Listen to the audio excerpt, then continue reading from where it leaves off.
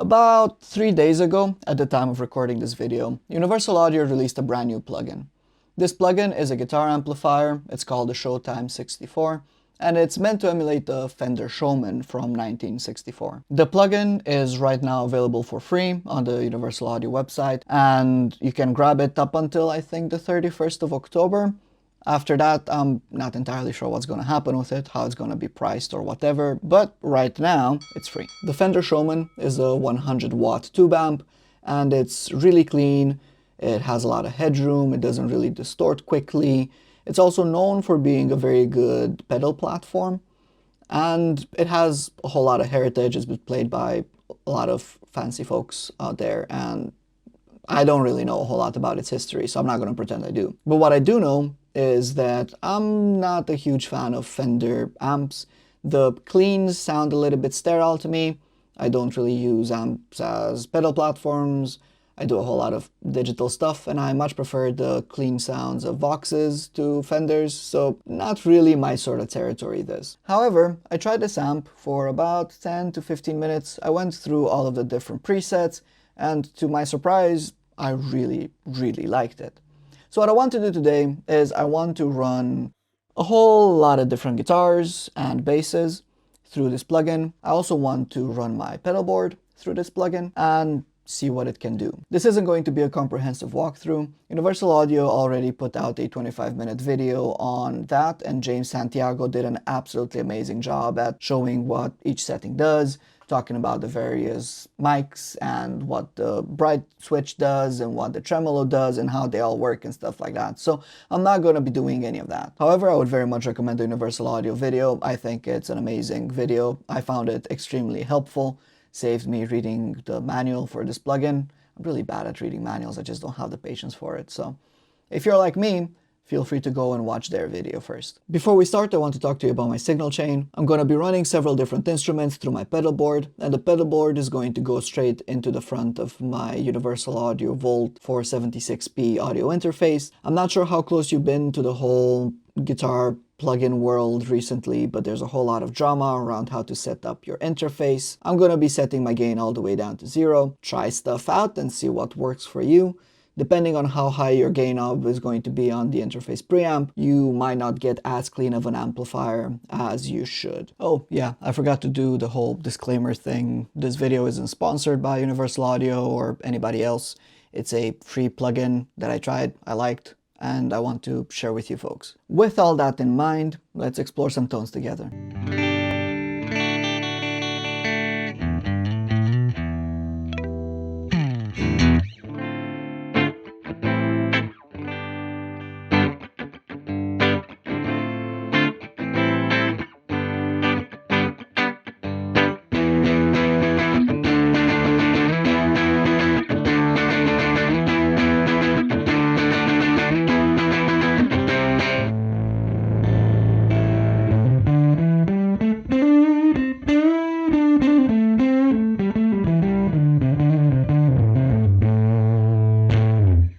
That is a lot of bass.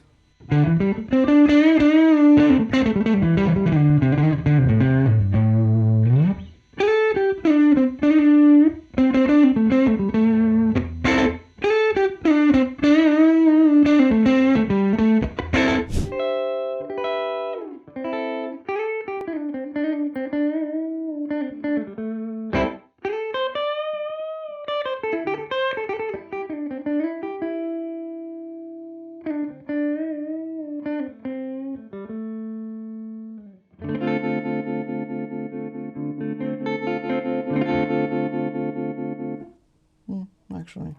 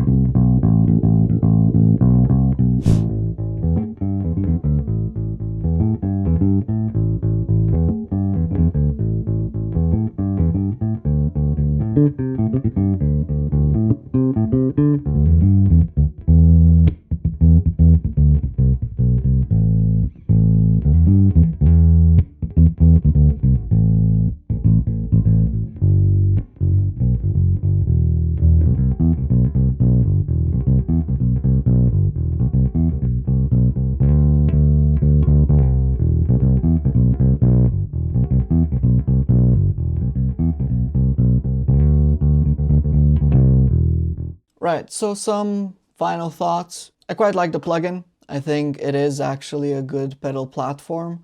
I think it does have that transparent kind of thing where your guitar sounds like your guitar, which is for better or worse, depends on whether you like hearing your guitar sounding like your guitar.